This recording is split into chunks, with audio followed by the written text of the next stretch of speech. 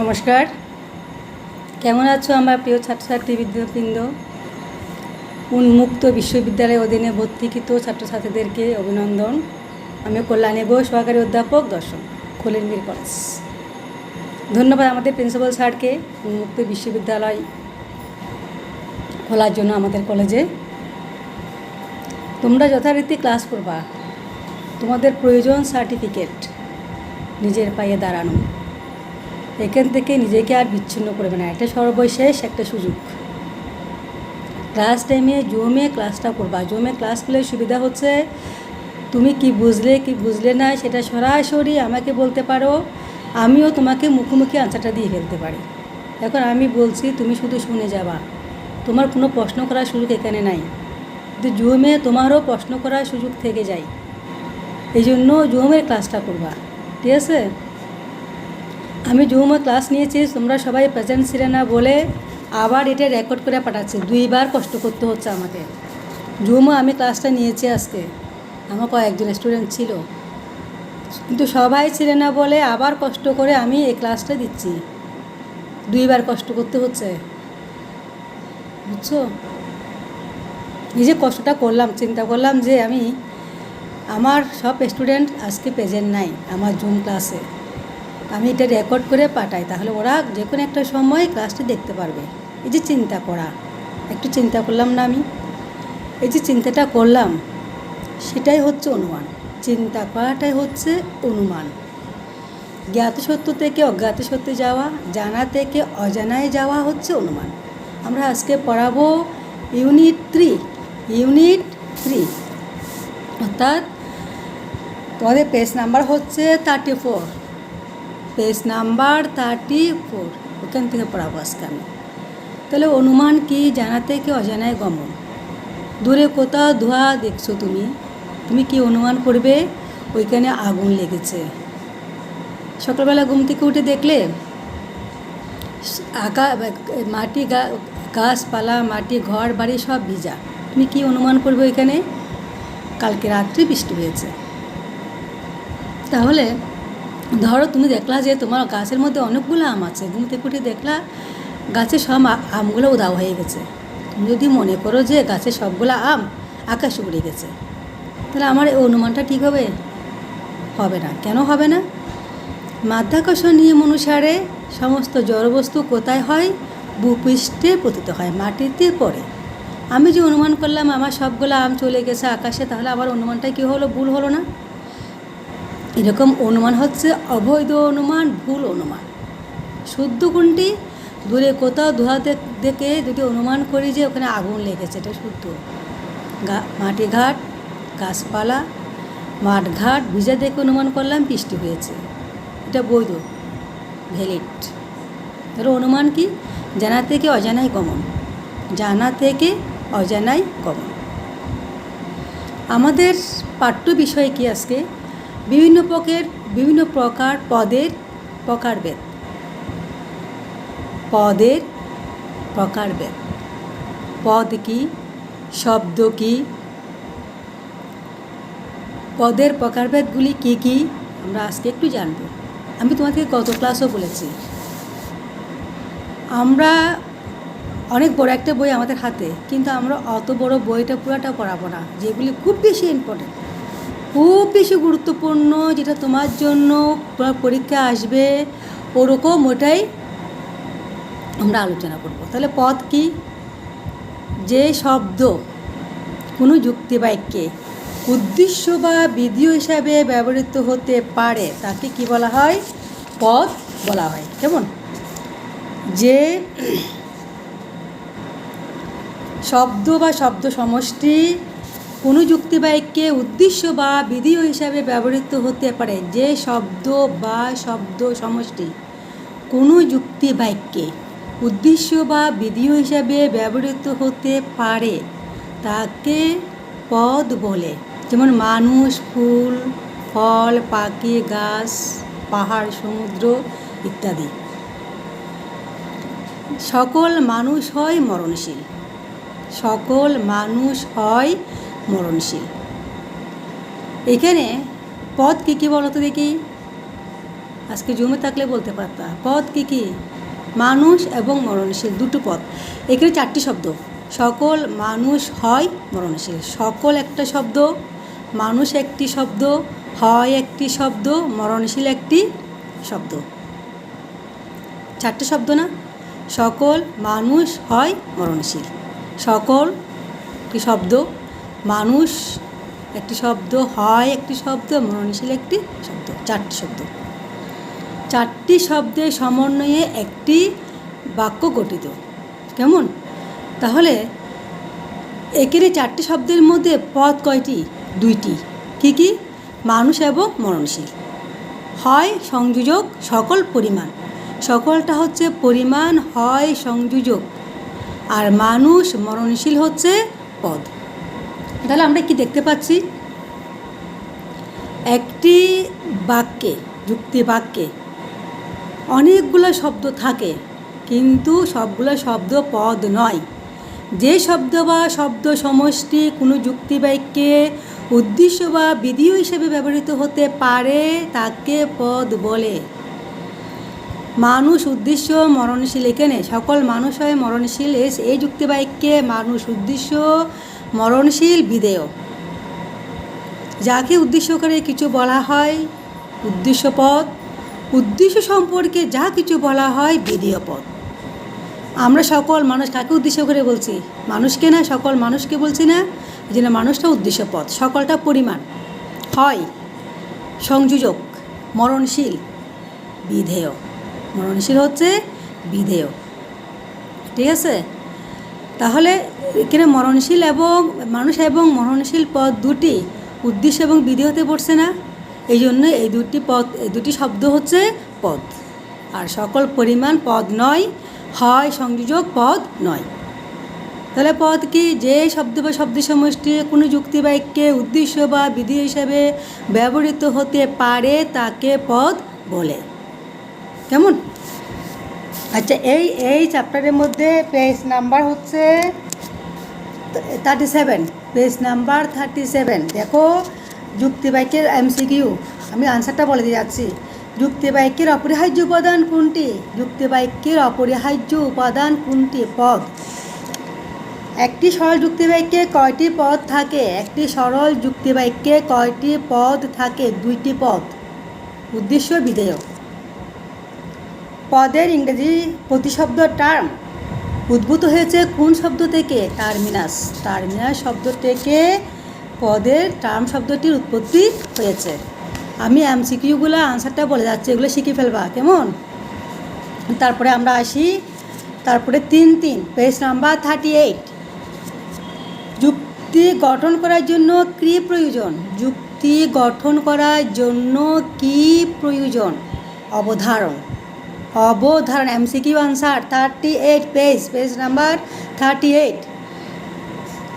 পদ হলো উদ্দেশ্য হিসাবে ব্যবহৃত হতে পারে এমন শব্দ, বিধেয় হিসাবে ব্যবহৃত হতে পারে এমন শব্দ, যুক্তি বাক্যে ব্যবহৃত যে কোনো শব্দ। যুক্তি বাক্যে ব্যবহৃত যে কোনো শব্দ পদ নয়। আমরা একটু আগে বললাম না, সকল মানুষ হয় মরণশীল। 4টি শব্দ না, এখানে 2টি পদ ছিল আর 2টি পদ ছিল না। তাহলে এখানে কী কী হবে? উদ্দেশ্য হিসেবে ব্যবহৃত হতে পারে এমন শব্দ, বিধেয় হিসেবে ব্যবহৃত হতে পারে এমন শব্দ। তাহলে 1 এবং 2, ক 1 and 2। যুক্তি বাক্যে কয়টি অংশ? যুক্তি বাক্যে কয়টি অংশ? এখানে অংশ বলতেছে। কয়টি অংশ? 4টি অংশ। কী কী? পরিমাণ, উদ্দেশ্য, সংযোজক, বিধেয়। সকল পরিমাণ, সকল মানুষ হয় মরণশীল। সকল একটি অংশ, পরিমাণ।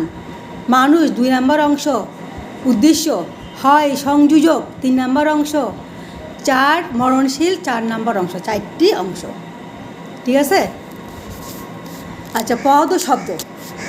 আমরা পদ কাকে বলে জানলাম, এখন আমরা জানবো শব্দ কাকে বলে। শব্দ কাকে বলে? আমরা আমাদের চিন্তা, আনন্দ, বেদনা, অনুভূতি, আমরা আমাদের চিন্তা, আনন্দ, বেদনা, অনুভূতি প্রকাশ করার জন্য যেসব লিখিত বা কথিত সংকেত ব্যবহার করি, যে সমস্ত লিখিত বা কথিত সংকেত ব্যবহার করি তাকে শব্দ বলে। আমরা আমাদের মনের ইচ্ছা, অনুভূতি, কল্পনা, আবেগ প্রকাশ করার জন্য লিখিত, আমরা যদি লিখে দিতাম তুমি বুঝতে পারতে। এখন আমি মুখে বলে যাচ্ছি, কথা বলে যাচ্ছি, ভাষায় প্রকাশ করে যাচ্ছি, এটা একটা সংকেত, এটাও শব্দ। আমি কি চিন্তা করলাম, আমার আবেগ কি, আমি আদৌ তোমাদের জন্য কোনো চিন্তা করে যাচ্ছি কি না, এই কথাগুলি যতক্ষণ পর্যন্ত আমি লিখে না দিচ্ছি, যতক্ষণ পর্যন্ত আমি মুখে প্রকাশ না করতেছি, ততক্ষণ তোমাদের পক্ষে বোঝা বা জানা কোনোভাবে সম্ভব না। এটা জানতেই পারবে না আমার মনে কি হচ্ছে, আমার মনের মধ্যে কি ঘটে যাচ্ছে। তাহলে আবার আমাকে অবশ্যই এটা লিখে প্রকাশ করতে হবে অথবা ভাষায় প্রকাশ করতে হবে। তাহলে আমরা আমাদের মনের শব্দ কি, আমরা আমাদের মনের আবেগ, ইচ্ছা, অনুভূতি কেমন যখন লিখিত বা কথিত সংকেত ব্যবহার করি প্রকাশ করার জন্য, যখন লিখিত বা কথিত সংকেত ব্যবহার করি তাকে শব্দ বলে। বই, ব যোগ রসি বই। কলম, ক ল ক যোগ ল যোগ ম কলম, এগুলি শব্দ। পাখি শব্দ, সকল শব্দ, হয় শব্দ, এগুলো শব্দ। হ যোগ অন্তস্থ হয় শব্দ। পাখি, প আকার পায় যোগ খ রসিকার পাখি শব্দ। ঠিক আছে, তাহলে এগুলি আমরা আমাদের মনের ভাব, আমাদের আকাঙ্ক্ষা, আমাদের ইচ্ছা, আমাদের অনুভূতি যখন আমরা যে প্রকাশ করার জন্য যে লিখিত বা কথিত সংকেত ব্যবহার করি তাকে কী বলা হয়, শব্দ বলা হয়। বই যোগ ব যোগ রসি বই, ক যোগ ল যোগ ম কলম। যেমন তাহলে পদ কী পেলাম আমরা, শব্দ কী পেলাম।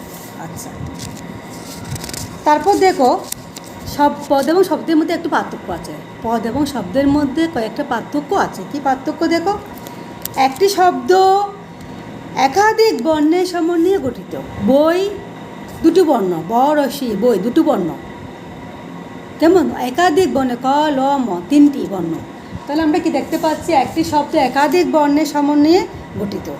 আবার একটি পদ একাধিক শব্দের সমন্বয়ে গঠিত।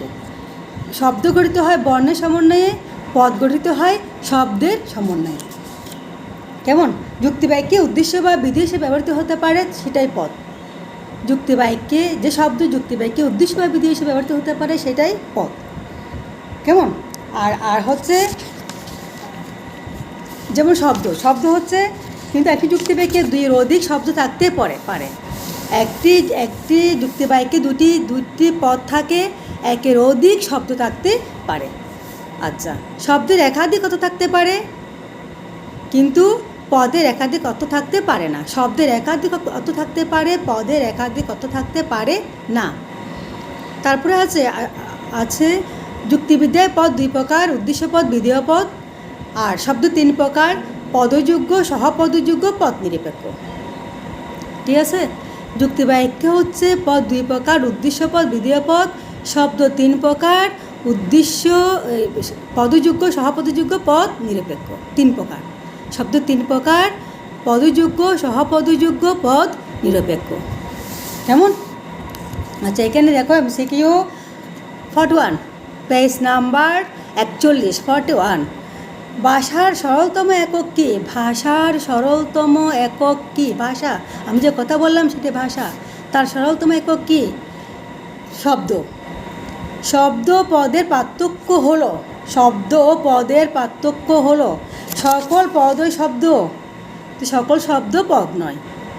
শব্দের একাধিক অর্থ থাকতে পারে কিন্তু পদের একাধিক অর্থ থাকতে পারে না। শব্দ বর্ণের সমষ্টি আর পদ এক বা একাধিক শব্দের সমষ্টি। তিনটা শুদ্ধ। ক 1 2 3। কোনটি পদ? পদ নিরপেক্ষ শব্দ, পদযোগ্য শব্দ, সহপদযোগ্য শব্দ নাকি যে কোনো শব্দ? শুধুমাত্র পদযোগ্য শব্দগুলো পদ, কেননা পদযোগ্য শব্দগুলো অন্য পদের সাহায্য ছাড়া একা একা কোনো যুক্তিবাক্যে উদ্দেশ্য বা বিধি হিসেবে ব্যবহৃত হতে পারে। ঠিক আছে, তাহলে আমরা কি পেলাম? পদ কাহাকে বলে, শব্দ কাহাকে বলে? পদ এবং শব্দের মধ্যে পার্থক্য, তারপরে পদের শ্রেণীবিভাগ, শব্দের শ্রেণীবিভাগ। পদের শ্রেণীবিভাগ দুই প্রকার, পদ দুই প্রকার, উদ্দেশ্য পদ, বিধেয় পদ। যাকে উদ্দেশ্য করে কিছু বলা হয় তাকে উদ্দেশ্য পদ বলে। সকল মানুষ হয় মরণশীল, মানুষ উদ্দেশ্য পদ। আমরা মানুষকে উদ্দেশ্য করে কিছু বলেছি। মরণশীল, বিধেয় পদ। উদ্দেশ্য পদ সম্পর্কে যা কিছু বলা হয় তাকে বলা হয় বিধেয় পদ। যেমন মরণশীল হচ্ছে বিধেয় পদ, এখানে উদ্দেশ্য সম্পর্কে আমরা মরণশীল কথাটাকে স্বীকার করে নিয়েছি। আমরা একদিন মৃত্যুবরণ করব, এটা আমরা স্বীকার করে নিয়েছি, এটা হচ্ছে বিধেয় পদ। সকল ফুল হয় সুন্দর, ফুল উদ্দেশ্য পদ, সুন্দর বিধেয় পদ। আমরা ফুলকে উদ্দেশ্য করে বলেছি এই ফুলগুলি সুন্দর, এই জন্য ফুলটা উদ্দেশ্য, আর সুন্দর বিধেয়। সকল পরিমাণ হয় সংযোজক। চারটি অংশের মধ্যে দুইটি হচ্ছে পদ, ফুল এবং সুন্দর দুটি পদ, আর সকল পরিমাণ হয় সংযোজক ক্রিয়া, হয় সংযোজক ক্রিয়া। সংযোজক ক্রিয়ার কাজ হচ্ছে উদ্দেশ্য এবং বিধেয়ের মধ্যে একটি সংযোগ স্থাপন করে দেয়া, আর পরিমাণ হচ্ছে এটা সার্বিক এবং বিশেষ। কিছু কিছু হচ্ছে বিশেষ আর সকল হচ্ছে সার্বিক। আচ্ছা, তারপরে আমরা আসি আবার পেজ নাম্বার 42 পেজে আমরা কি দেখতে পাচ্ছি, এসে শব্দের প্রকারভেদ দেখতে পাচ্ছি। শব্দ কত প্রকার? 3 প্রকার। কি কি? পদযোগ্য, সহপদযোগ্য, পদ নিরপেক্ষ অথবা পদ অযোগ্য। পদযোগ্য, সহপদযোগ্য, পদ নিরপেক্ষ অথবা পদ অযোগ্য। পদযোগ্য শব্দ কি? বই থেকে কিন্তু এরকম দেখে দেখে শিখতে পারবে না। আমি তোমাদেরকে অনুরোধ করব, আমি যেভাবে বলে যাচ্ছি তোমরা একটু খাতা কলম নিয়ে নোট করে ফেলবা, তাহলে শিক্ষাটা ইজি হয়ে যাবে, একদম সোজা হয়ে যাবে। এখানে অনেক কঠিন করে দিয়েছে বইতে, আমরা অনেক ইজি করে পড়াই, অনেক সোজা করে পড়াই, অনেক ইজি করে পড়াই আমি। তোমরা অনেক ইজি করে এটা শিখবে, নোট করে নিবে, কেমন? পদযোগ্য শব্দ কি? পদযোগ্য, সহপদযোগ্য, পদ নিরপেক্ষ, তিনটি বলেছিলাম না? তাহলে পদযোগ্য শব্দ কি? যে শব্দ বা শব্দ সমষ্টি। এখানে প্রশ্নের মধ্যে আনসার থেকে যাচ্ছে, পদযোগ্য শব্দ বলা হচ্ছে না আমাকে, তাহলে শব্দ আছে না, যে শব্দ সমষ্টি কোনো যুক্তি বাক্যে অন্য কোনো শব্দের সাহায্য ছাড়া নিজে অন্য কোনো শব্দের সাহায্য ছাড়া নিজে কোনো যুক্তি বাক্যে উদ্দেশ্য বা বিধেয় ব্যবহৃত হতে পারে তাকে পদযোগ্য শব্দ বলে। যে শব্দ বা শব্দ সমষ্টি অন্য কোনো শব্দের সাহায্য ছাড়া নিজে কোনো যুক্তি বাক্যে উদ্দেশ্য বা বিধেয় হিসাবে ব্যবহৃত হতে পারে তাকে পদযোগ্য শব্দ বলে। কেমন? যেমন মানুষ, পাখি, ফুল, ফল, গাছ, পাহাড়, পর্বত, নদী, সমুদ্র ইত্যাদি। নদীটি হয় অনেক বড়, সমুদ্রের বিশালতা, সমুদ্র হয় বিশাল, পাহাড়টা অনেক উঁচু, ফুল হয় সুন্দর, মানুষ হয় জ্ঞানী। তাহলে আমরা দেখতে পাচ্ছি যে এগুলি অন্য কোনো শব্দের প্রয়োজন হচ্ছে না, নিজে কোনো যুক্তি বাক্যে উদ্দেশ্য বা বিধেয় হিসাবে ব্যবহৃত হয়ে যেতে পারছে। তাহলে আমরা একটি লাইন মনে রাখবো কি, যে শব্দ বা শব্দ সমষ্টি কোনো যুক্তি বাক্যে উদ্দেশ্য বা বিধেয় হিসেবে ব্যবহৃত হতে পারে তাকে কি বলে? পদযোগ্য শব্দ বলে। অন্য কোনো শব্দের সাহায্যের প্রয়োজন হয় না, নিজে যে শব্দ বা শব্দ সমষ্টি নিজে কোনো যুক্তি বাক্যে উদ্দেশ্য বা বিধেয় হিসেবে ব্যবহৃত হতে পারে, অন্য কোনো শব্দের প্রয়োজন হয় না, তাকে পদযোগ্য শব্দ বলে। যেমন মানুষ, পাহাড়, নদী, সমুদ্র, গাছ, ফুল, ফল ইত্যাদি। সহপদযোগ্য, সহ, তুমি সহ আমি এই কাজটি করবো, তাহলে আমি একা কাজটি করে যাচ্ছি না, তুমি সহ করবো, তুমি আমি দুজনে মিলে করবো। তাহলে এখানে একজন সাহায্যকারী আছে না আমাকে কাজে সাহায্য করার জন্য, তাহলে এটাকে বলা হয় সহপদযোগ্য। কেমন? যেমন জুমের ক্লাস, তোমরা সহ আসো, আমি আসবো, তাহলে ক্লাসটা হবে সহ, অর্থাৎ দুজনে মিলে হচ্ছে, এখানে একা হচ্ছে না। এখন আমি রেকর্ড করে পড়াচ্ছি, আমি একা করে যাচ্ছি, তোমাদের প্রয়োজন হচ্ছে না। যখন জুমের ক্লাসটা হয় তখন তোমাদের প্রয়োজন হয় না আমাকে, আমার প্রয়োজন হবে, তোমাদেরও প্রয়োজন হবে। এটা সহপদযোগ্য, অর্থাৎ আরেকজনের সাহায্য নিয়ে কাজটা করে যাওয়া। আচ্ছা, এখানে আমরা কি দেখতে পাচ্ছি দেখি। সহপদযোগ্যে যে শব্দ বা শব্দ সমষ্টি নিজে নিজে কোনো যুক্তি বাক্যে উদ্দেশ্য বা বিধি হিসাবে ব্যবহৃত হতে পারে না, অন্য শব্দের সাহায্য নিয়ে কোনো যুক্তি বাক্যে উদ্দেশ্য বা বিধি হিসেবে ব্যবহৃত হতে পারে, তাকে সহপদযোগ্য শব্দ বলে। তাকে সহপদযোগ্য শব্দ বলে। যেমন টি, টা, খানা, খানি ইত্যাদি। বইটি, খাতাখানা, কলমটি, এগুলি হচ্ছে সহপদযোগ্য। এরা একা একা কোনো যুক্তি বাক্যে উদ্দেশ্য বা বিধি হিসেবে ব্যবহৃত হতে পারে না, অন্য শব্দের সাহায্য নিয়ে অন্য শব্দের সাথে বসে কোনো যুক্তি বাক্যে উদ্দেশ্য বা বিধি হিসেবে ব্যবহৃত হতে পারে। যেমন টি, টা, খানা, খানি ইত্যাদি। কেমন? তাহলে এখানে বইটি, খাতাখানা, ফুলটি, পাখিটি, পর্বতটি ইত্যাদি। মানুষটি ইত্যাদি। মানুষের সাথে টি বসে গেছে, খাতার সাথে খাতাখানা বসে গেছে, পর্বতের সাথে পর্বতটি বসে গেছে, সমুদ্রের সাথে সমুদ্রটা বসে গেছে, টা বসে গেছে। তাহলে এই শব্দগুলি টি, টা, খানা, খানি এই শব্দগুলি সহপদযোগ্য। এরা একা একা বসতে পারবে না, অন্য শব্দের সাহায্য নিয়ে কোনো যুক্তি বাক্যে উদ্দেশ্য বা বিধি হিসেবে ব্যবহৃত হতে পারবে। পদ নিরপেক্ষ বা পদ অযোগ্য, এটা পদ হবার কোনো যোগ্যতা রাখে না। এরা পদের হবার জন্য কোনো যোগ্যতাই এদের নাই। এগুলোকে বলা হয় পদ অযোগ্য। পদ নিরপেক্ষ বা পদ অযোগ্য শব্দ বা শব্দ সমষ্টি। যে শব্দ বা শব্দ সমষ্টি নিজে নিজে অথবা অন্য কোনো পদের সাহায্য নিয়ে কোনোভাবে কোনো যুক্তি বাক্যে উদ্দেশ্য বা বিধি হিসেবে ব্যবহৃত হতে পারে না, তাকে পদ নিরপেক্ষ বা পদ অযোগ্য শব্দ বলে। আমরা পড়ছিলাম পদযোগ্য, নিজে নিজে যুক্তি বাক্যে উদ্দেশ্য বিধি হিসেবে ব্যবহৃত হতে পারে। সহপদযোগ্য নিজে নিজে পারে না, অন্য শব্দের সাহায্য নিয়ে কোনো যুক্তি বাক্যে উদ্দেশ্য বা বিধি হিসেবে ব্যবহৃত হতে পারে। পদ নিরপেক্ষ বা পদ অযোগ্য নিজে নিজেও পারে না, অন্য শব্দের সাহায্য নিয়েও পারে না। কোনোভাবেই এই শব্দগুলি কোনো যুক্তি বাক্যে উদ্দেশ্য বা বিধি হিসেবে ব্যবহৃত হতে পারে না, নিজে নিজেও না, অন্য কোনো শব্দের সাহায্য নিয়েও না। কোনোভাবে কোনো যুক্তি বাক্যে উদ্দেশ্য বা বিধি হিসেবে ব্যবহৃত হতে পারে না, তাকে কি বলে? পদ নিরপেক্ষ বা পদ অযোগ্য শব্দ বলে। যেমন ছি, মরি মরি, বাহ কি সুন্দর একটি বাগান, বাহ, কোনো জায়গায় ব্যথা পেয়েছি আমরা, কি বলি? বাহ কি সুন্দর, মরি মরি, কি সুন্দর, মরি মরি, এই শব্দগুলি অন্য শব্দের সাহায্য নিয়েও নিজে নিজেও কোনোভাবে কোনো যুক্তি বাক্যে উদ্দেশ্য বা বিধি হিসেবে ব্যবহৃত হতে পারে না। এগুলি আমাদের নিজস্ব। আমিও কোনো একটা জিনিস দেখলাম, কি লজ্জা, কোনো একটা জায়গায় গেলাম, কি সুন্দর বাগান, বাহ কি সুন্দর বাগান, নিজে নিজে বলে ফেললাম। কোনো জায়গায় ব্যথায় পেলাম, একটা শব্দ মুখ থেকে বেরিয়ে গেল। এগুলি পদ নিরপেক্ষ, এগুলো পদ দেওয়ার যোগ্যতা রাখে না। কেমন? আচ্ছা, 43 MCQগুলো দেখে নিবা বইতে। 43 পেজ। যুক্তিবিদ্যায় শব্দ কত প্রকার? যুক্তিবিদ্যায় শব্দ কত প্রকার এখন বলতে পারতা আমাকে, আরে এখন তোমরা নাই, বলতে পারছো না। যুক্তিবিদ্যায় শব্দ 3 প্রকার। সকল প্রেসিডেন্ট হয় মরণশীল। দাগাঙ্কিত প্রত্যয়টি কি? সকলের নিচে একটা দাগ দেওয়া আছে, একটা আন্ডারলাইন দেওয়া আছে। সহপদযোগ্য, পদযোগ্য, পদযোগ্য পদ, এটা কী হবে? সহপদযোগ্য। এটা একটা শব্দের পাশে বসে এই পদের যোগ্যতা লাভ করছে, এই জন্য এটা সহপদযোগ্য। সাবাস, বাংলাদেশ ক্রিকেট দল সিরিজ জিতেছে। এখানে দাগাঙ্কিত শব্দটি কি? সাবাসটা কী হবে?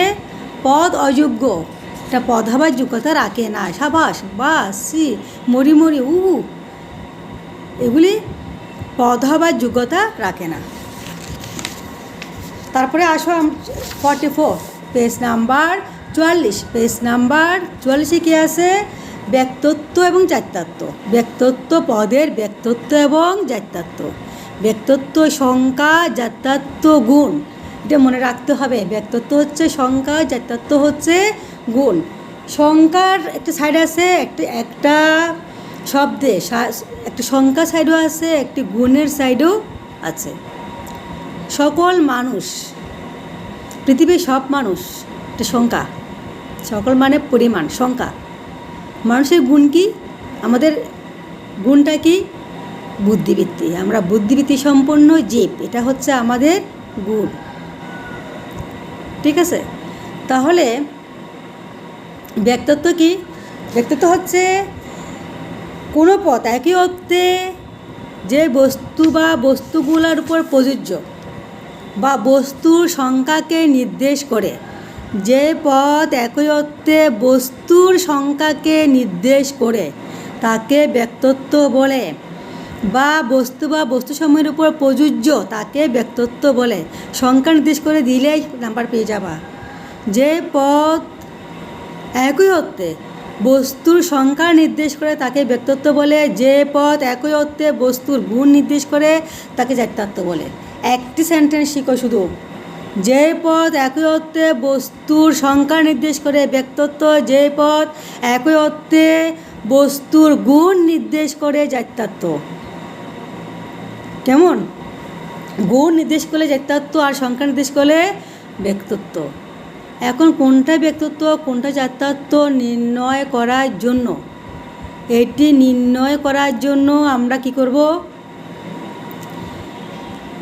একটু টেকনিক অবলম্বন করব। আমরা কীভাবে এটি নির্ণয় করব বুঝতে হবে না। পরীক্ষা কেন্দ্রে গিয়ে ব্যক্তিত্ব সংখ্যা বলছিল, জাত্যত্ব গুণ বলছিল, কোনটা সংখ্যা কোনটা গুণ। জাত্যত্বের মধ্যে কি আছে? একটা বর্গজ আছে না? প্রথমে জাত্যত্ব যখন শুরু হয় বর্গজ দিয়ে শুরু হয়। ব্যক্তিত্ব যখন শুরু হয় ব দিয়ে শুরু হয়। কেমন? তাহলে ব্যক্তিত্ব সংখ্যা বলছিলাম না, জাত্যত্ব বলছিলাম গুণ।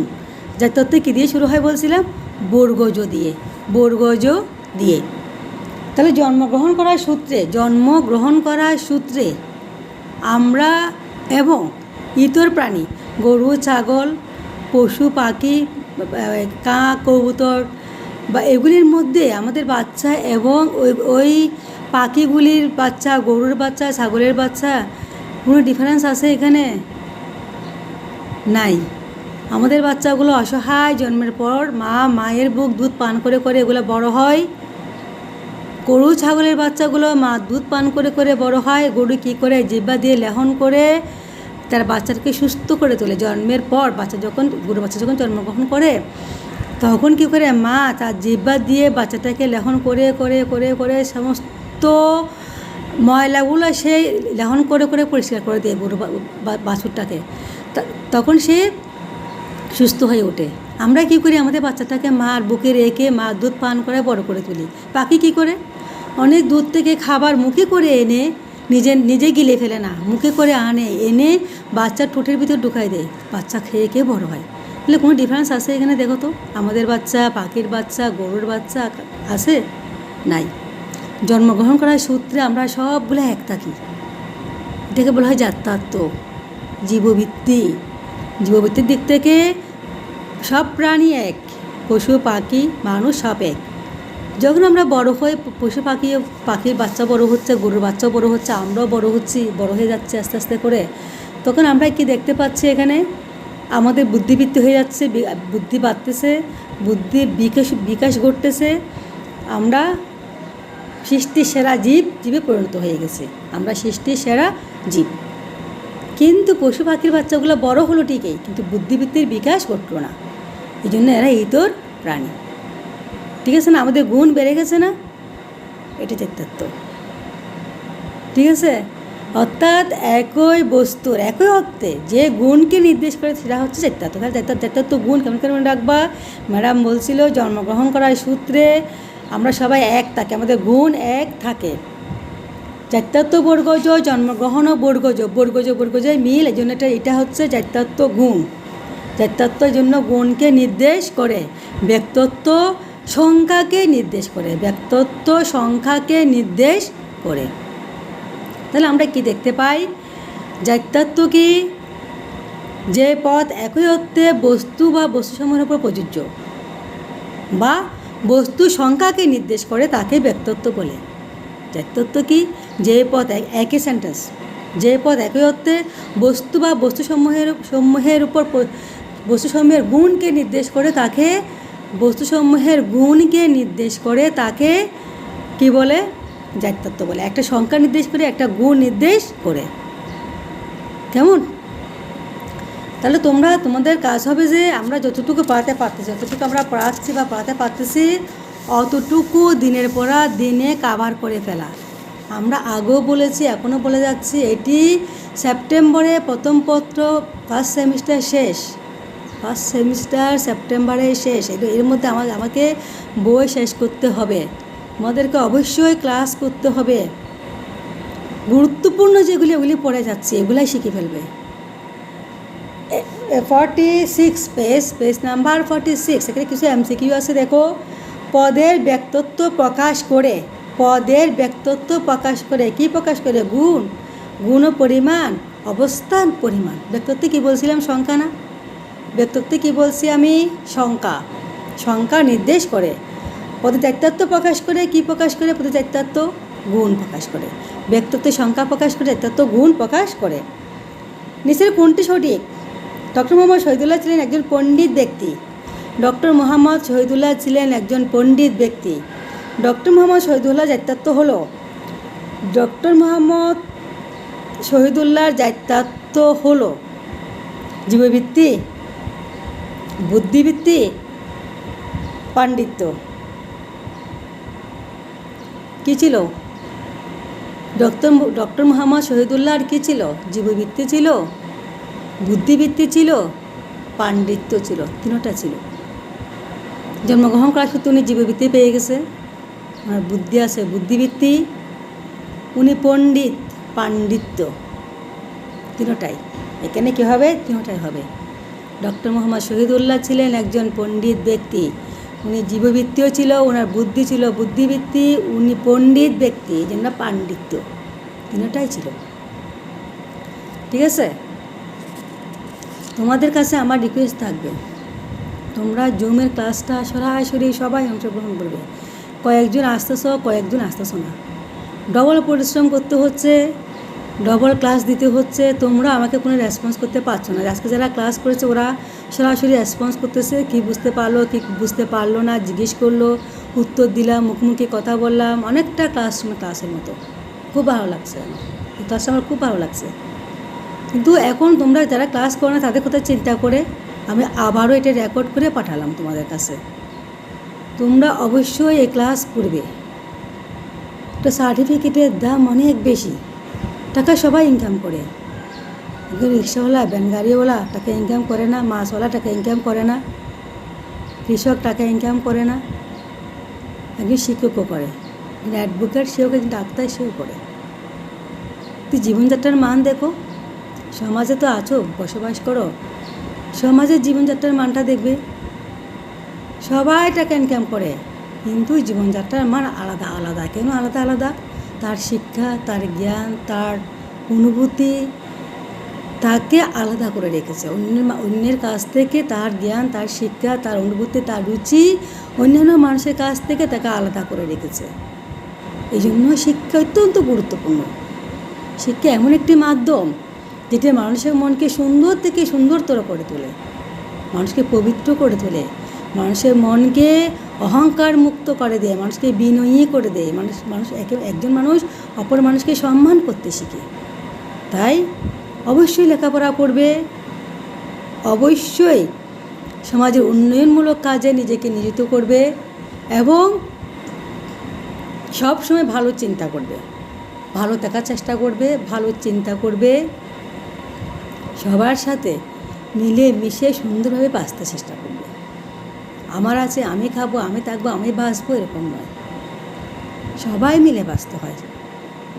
যেহেতু আমি পূর্ণাঙ্গ হবার জন্য সবার প্রয়োজন হয়েছে, আমি এখানে বসে আছি, আমার চশমা, আমার ড্রেস, আমার বই, আমার খাতা, আমার মোবাইল, আমার সব কিছু অন্যের। এখানে আমি কোনোটা তৈরি করি নাই, খেয়ে আসলাম একটু আগে, সেটাও অন্যের, কৃষকের। তাহলে আমার কোনো দায়বদ্ধতা নেই তাদের কাছে? অবশ্যই আছে। আমারও কিছু দায়বদ্ধতা তাদের জন্য আছে, তাদেরকেও আমাকে কিছু উপকার করতে হবে। সেই জন্য নিজেকে বিনয়ী করে তুলতে, তার উপকার করতে হলে আমাকে আগে বিনয়ী হতে হবে। শিক্ষা মানুষকে বিনয়ী করে, শিক্ষা মানুষকে নম্র করে, ভদ্র করে, বিনয়ী করে, পরিশ্রমী করে। পরিশ্রম সবাইকে প্রসূতি, পরিশ্রম করতে হবে, এটা সাধনা। প্রতিটা জিনিস সাধনা। গান বলো, খেলাধুলা বলো, লেখাপড়া বলো, রান্নার কাজ বলো, সেলাই কাজ বলো, সব কিছু সাধনা। এটা করতে হয়, এটা করতে হয়। এটা না করলে হয় না। ঠিক আছে, তাহলে তোমরা সবাই ভালো থাকবে, সুস্থ থাকবে। আগামী শুক্রবার সপ্তাহে একটা মাত্র ক্লাস আমাদের। আগামী সপ্তাহের ক্লাসে তোমাদের সাথে আমার আবার দেখা হবে। এই পর্যন্ত সবাই ভালো থাকবে, স্বাস্থ্যবিধি মেনে চলবে। করোনা ভাইরাসের মহামারী এখন, অবশ্যই স্বাস্থ্যবিধি মেনে চলবে। বারবার হাত ধুবে, ঘর থেকে বের হলে ছোট্ট একটা কলমের মতো আছে, স্যানিটাইজার ভরে নিয়ে যাবে, বারবার হাতে স্যানিটাইজার দিবে, মাস্ক ব্যবহার করবে। মাস্ক ছাড়া ঘর থেকে বের হবে না, মাস্ক ছাড়া ঘর থেকে বের হবে না, অবশ্যই মাস্ক দিয়ে ঘর থেকে বের হবে। আগে নিজেকে সুরক্ষিত রাখতে হবে, নিজেকে সুরক্ষিত রাখবে, পাড়া প্রতিবেশী ভাই বোন সবার যত্ন নেবে, ভালো থাকবে। বর্ষাকাল গাছ লাগাবে, কেমন? ধন্যবাদ।